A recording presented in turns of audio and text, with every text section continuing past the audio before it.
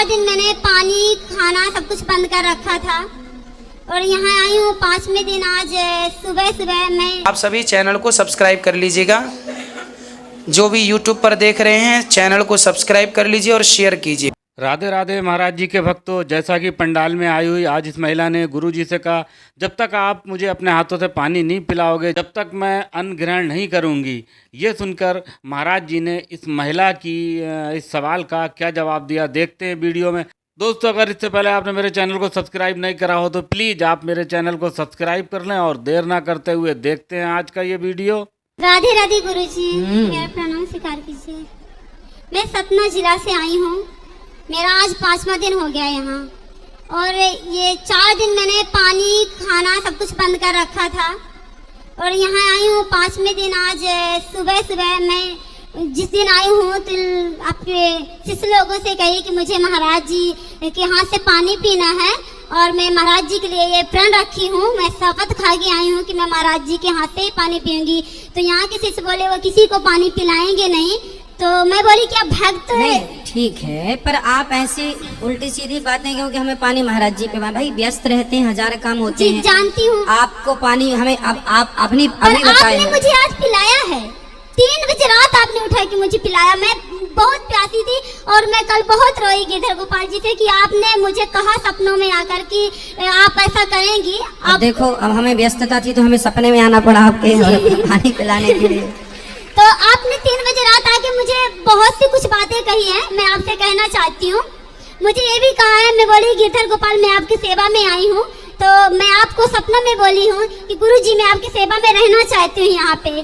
तो मुझे आपने यही कहा है कि बेटा माता पिता से बढ़ के कोई सेवा नहीं होती, आप पहले अपने माता पिता की सेवा करिए, इसके बाद आपके लिए सदा ये गोपाल का दरवाजा खुला रहेगा। देखो, हम सपने में भी बिल्कुल ठीक बात कहते हैं कि माँ बाप की सेवा करना चाहिए, सपने में भी गलत बात नहीं हो सकती है जी। तो अब हम जाना चाहते हैं, सिर्फ हम आपको पहले से ही गुरु बनाए थे और यहाँ आकर भी बना लिए। अच्छा देखो बेटा, आप अपनी जगह बिल्कुल सही है और आपका संकल्प भी सही है, लेकिन ये होता है ना, जैसे आपने अभी बताया, जैसे प्रश्नोत्तरी में कल आप बता देती कि गुरुजी हमें आपके यहाँ से पानी पीना है, आप पानी भी ले आती, मैं हाथ लगा देता। तो व्यस्तता बहुत होती है। मैं कहना चाहती थी पर मैं कह नहीं पाई हूँ। हम वहाँ बैठते हैं, वहाँ भी आप बोल देते, लेकिन ऐसे प्रतिज्ञा नहीं करना चाहिए किसी को। भाई हम 1000 काम होते हैं, कभी होते हैं कभी नहीं हो, तब तक आप प्यास से तड़पने लग जाएं, ब्लड प्रेशर हाई लो हो जाए, कुछ हो जाए। मेरे को चक्कर भी आ गया था, मैं जिस दिन यहाँ आई मेरा चक्कर आ गया, तो एक यहाँ मैडम जो रहती है वहाँ लेके गई लिफ्ट से, वहाँ दवा भी दिलाई, पाउडर बीपी लो हो गई थी मेरी। इसलिए देखो ये सब गंदी प्रतिज्ञाएं हैं। नहीं, पानी गुरुजी के यहाँ, गुरुजी ना हो अब बाहर चले जाए 2-4 दिन के लिए, तब तो सीताराम हो जाए। फिर भी देखिए आप किसमें, आपने भगवान है हमारे, आपने आके पिलाया, आपकी जगह हमारे गिरधर गोपाल आके पिलाया है। भगवान आपको सुखी रखें। और आप अपने शादी हो गई आपकी? जी मेरे शादी हो गई है, एक बच्चा है, यहाँ मैं लाई हूँ और मेरे पति नहीं है, दूसरी शादी कर लिए हैं। अच्छा। तो मैं बचपन से शादी, मतलब 15-16 साल में शादी हो गई थी, जब से मैं आज तक भगवान की सेवा करती आ रही हूँ। अब अपने बच्चे को बिल्कुल ध्रुव प्रहलाद बना दो, सुनीति बनकर, और अच्छे संस्कार दे दो और आप अपना मन भगवान में लगाओ। गुरुजी मैं ये कहना चाहती हूँ कि मेरा बच्चा थोड़ा और बड़ा हो जाए, मैं आपके चरणों में रखना चाहती हूँ। बड़ा हो जाए, समझदार हो जाए, जब तक आपकी माँ को उसकी जरूरत है प्यार की, आप अपना प्यार दो से, जब बड़ा हो जाए तो गौरी गोपाल गुरुकुल बनेगा, वहाँ भर्ती कर देंगे। जी सर, मैं यहाँ रहना चाहती थी, अगर आपकी आज्ञा हो तो रहूंगी, नहीं आज्ञा तो अगर जो आज्ञा देंगे वे आपको सिरधार करके। आपके सास ससुर हैं? मेरे सास ससुर सब परिवार है, पहले जैसे आपने कहते हैं कि दांतों की जीभ जैसे रहती है बीच में दांतों के, इस तरह मैं भी रहती हूँ। तो अभी आप सेवा किसकी करेंगे, माता पिता की या सास ससुर की? मैं अपने माता पिता के घर में रहती हूँ, वहाँ तो मेरे को जलाने की बात कर दिए थे। अच्छा ठीक है, फिर आप जहाँ हैं वहीं स्वस्थ सुखी रहिए, सेवा करिए, और बच्चों को जब बन जाएगा गौरी गोपाल गुरुकुल तो बच्चों की सेवा होगी।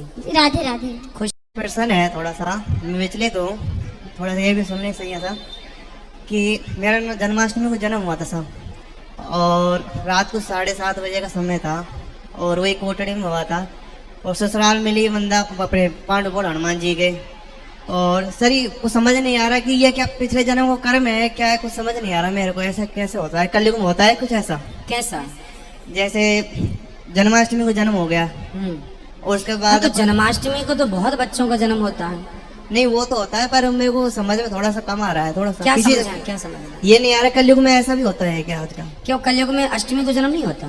नहीं होता है, फिर वो आगे आगे ऐसी चीज अच्छे होने लग जाता है ना फिर। क्या अच्छा हो रहा है आपके साथ? अच्छा ही हो रहा है कि मुझे कुछ भी नहीं सोचता, संसार से मुंह हट गया, कुछ भी नहीं दिखता। सपने में भी आते हैं, जो सपने में अजीब अजीब तरह के सपने आते हैं कुछ। सपने में भगवान जी आते हैं कि नहीं? सपने में भगवान जी तो आते हैं, सपने में मृत्यु भी हो गई है आपकी? हाँ। हाँ, तो स्वयं का मरना सपने में देखना शुभ होता है, उससे हमारी आयु लंबी होती है। और मौत भी होने के बावजूद पहाड़ों में घूमता रहता हूँ मैं, विचरण करता रहता हूँ। फिर राधा रानी दर्शन देती है, फिर कहती है कि आपको गुरु वृंदावन मिल गए, वहाँ जाओ, वहाँ जाकर सेवा करो कुछ थोड़ा सा। ऐसा ऐसा मेरे साथ घटनाएं होती रहती है। अच्छा है, तो आपको राधा रानी ने वृंदावन बुला लिया, अच्छा तो है। तो सारी मृत्यु सपने में अच्छा होती है।